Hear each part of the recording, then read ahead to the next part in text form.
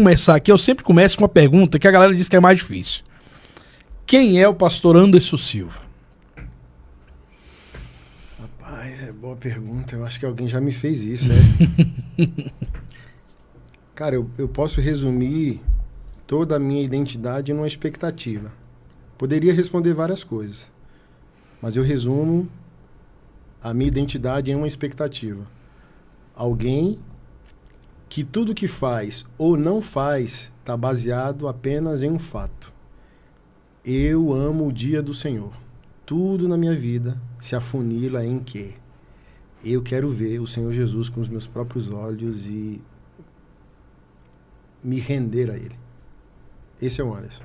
Ah, não concordo, polêmico, isso, aquilo, tudo por trás dos bastidores da minha vida, quer você goste ou não, toda a minha identidade é forjada na minha expectativa.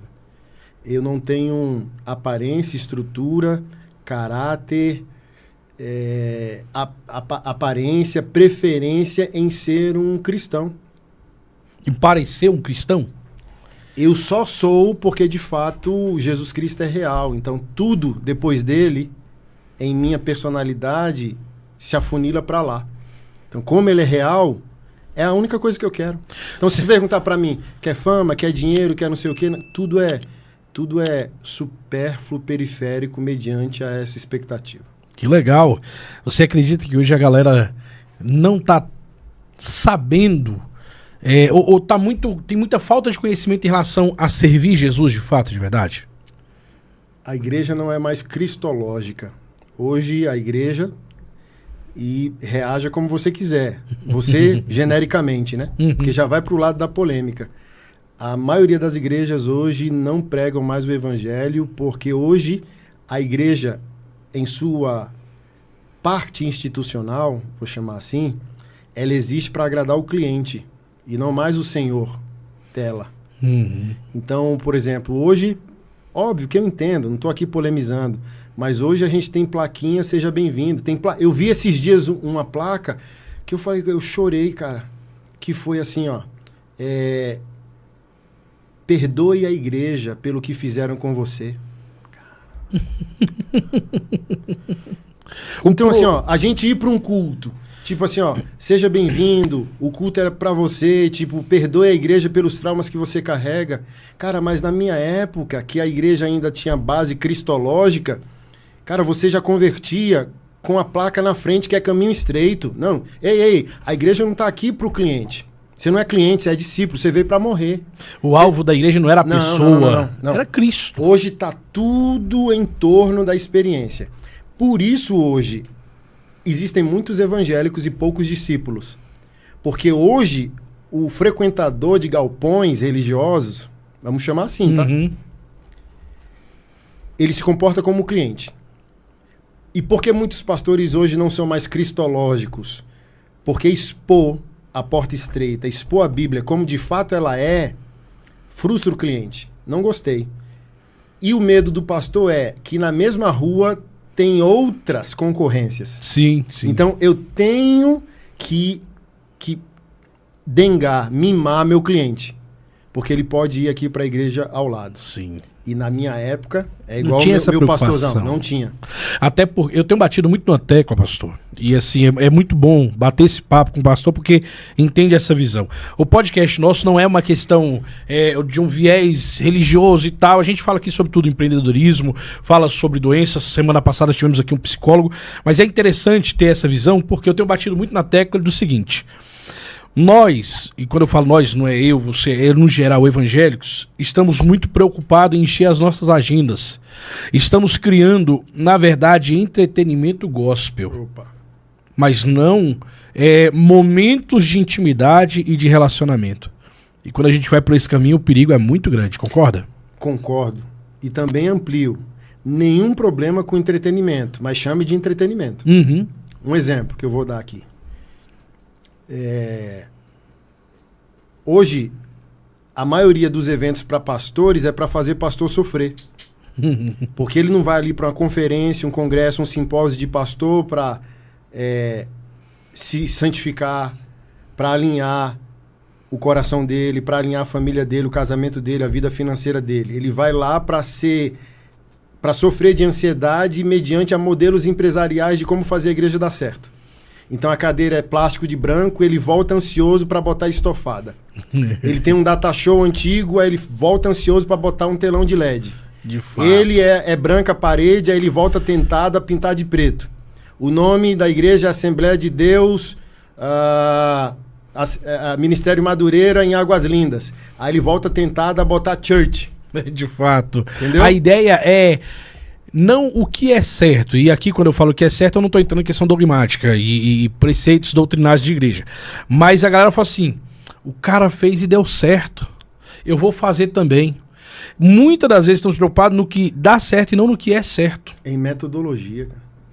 E no final, o resultado disso tá essa bagunça que a gente está vivendo hoje. E o adoecimento dos pastores. Porque, assim, se você passou a conduzir por meio de metodologia, você sempre fica precisando de novas metodologias. Aí, baseado nisso, eu volto para concluir.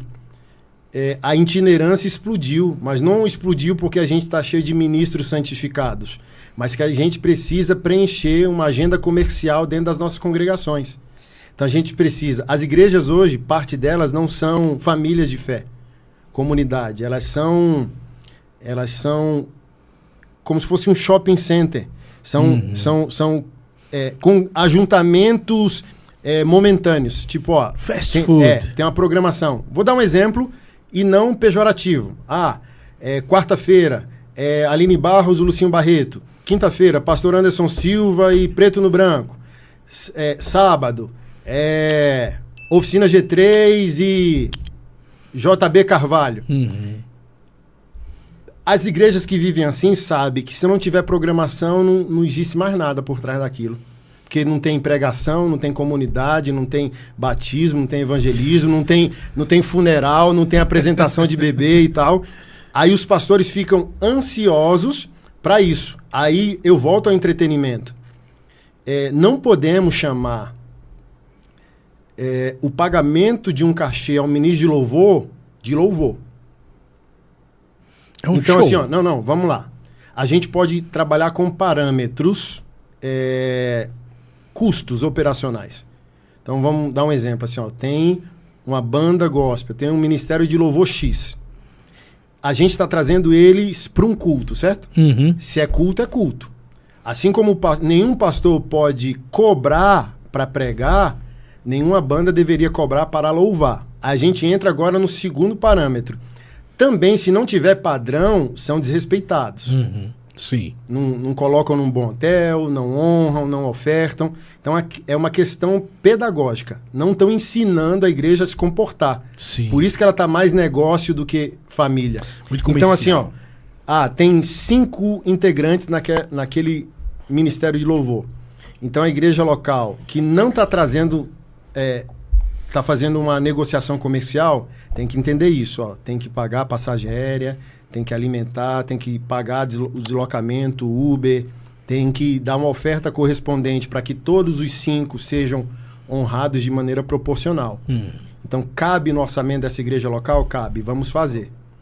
Mas o que está acontecendo? Misturou tudo e a gente não sabe mais o que é para a igreja e da igreja. Aí eu vou concluir aqui rápido para não gerar confusão. Louvor é para a igreja. Você tem um ministério de louvor? Tenho. Não é entretenimento. Como disse Martinho Lutero, a música é o sermão cantado. Assim como o pregador, o pastor, vai doutrinar a igreja, a função do louvor também é doutrinar por meio dos cânticos, dos hinos e por aí vai.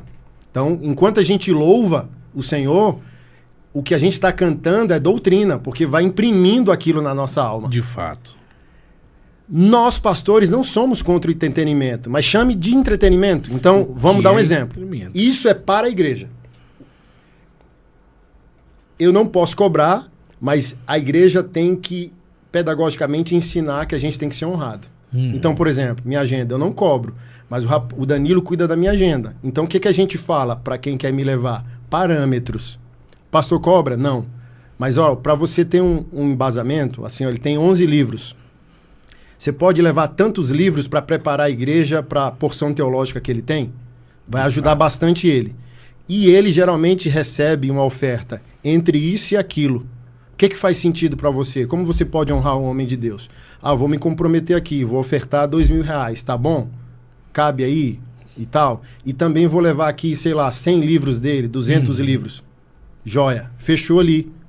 O combinado não sai caro, né? Fechou uma realidade que faz sentido eu deixar 4 filhos, minha esposa, um projeto social, discípulos locais, para servir em um lugar, sendo que a minha presença é lucrativa no lugar que eu tô. Então, quem está me levando tem que ter a responsabilidade de entender que a minha ausência vai fazer com que eu pare de produzir.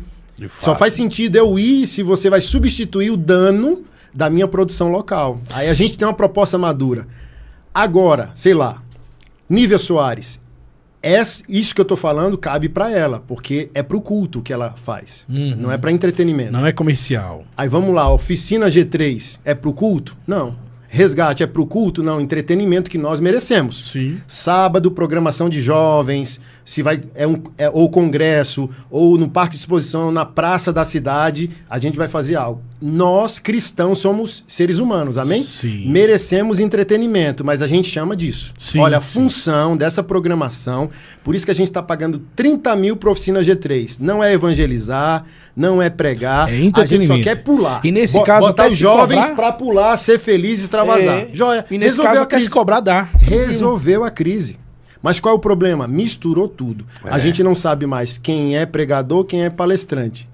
Quem é gospel, quem é adoração. De fato. Misturou. E os próprios pastores, na maioria dos casos, são os maiores culpados disso, né? Porque eles é quem financiam essa galera. Ah, cara, eu tenho, assim, uma compaixão tanto pela nossa classe. Sempre tento ajudar, assim, porque alguns fazem intencional, mas outros nasceram nessa cultura. Não sabem já estão formados desse jeito. É. E o que me preocupa, e quando eu falo que prejudica toda uma geração e os resultados disso não são bons, é porque se essas igrejas do entretenimento gospel, de misturar as coisas, o que é da igreja, o que é pra igreja, eles, no dia que marcar o básico, não tem ninguém. Não tem. Eu vi uma senhorinha, minha irmã, uma assembleana do ciclo de oração. Foi tipo como se fosse um documentário. Botou umas 5 tiazona falando sobre várias coisas. Aí ela falando para os jovens assim, daí é mesmo, 80 e poucos anos. Como que uma igreja se sustenta com 15 minutos de oração? Pô, mandou essa lambada. Então assim, ó, o básico não funciona mais. O cliente não quer o básico. Entendeu? Tipo assim, ó, tem ali uma consagração. Oração, jejum, algumas horas de louvor. Não vai, irmão. Aí mas, tipo assim, se eu trouxer o pastor Anderson, aí, entendeu? Aí os clientes vêm, uau, deixa eu ver uma novidade, um pastor com a cara tatuada, vamos ver o que é isso. De fato. Agora, se for assim, ó, não, 3 horas de consagração, vigília, no dia com Deus, não vai mais. Aí os pastores ficam com medo, né? Fica tentado. Não, se eu fizer nada, mas se eu chamar fulano e pagar caro, não importa quanto, eu vou encher a igreja.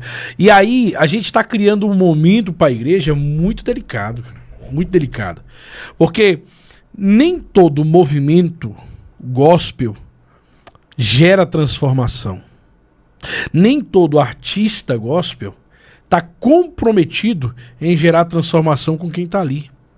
A preocupação dele é, vou cumprir meu horário, vou receber o meu Pix e vou embora. Aí a gente tá numa galera que entra na igreja, sai da igreja, entra na igreja, sai da igreja do mesmo jeito. Nada transformado. É perigoso. Mas vamos lá, vamos prosseguir, que o meu tempo é pouco, eu tenho que aproveitar muito bem.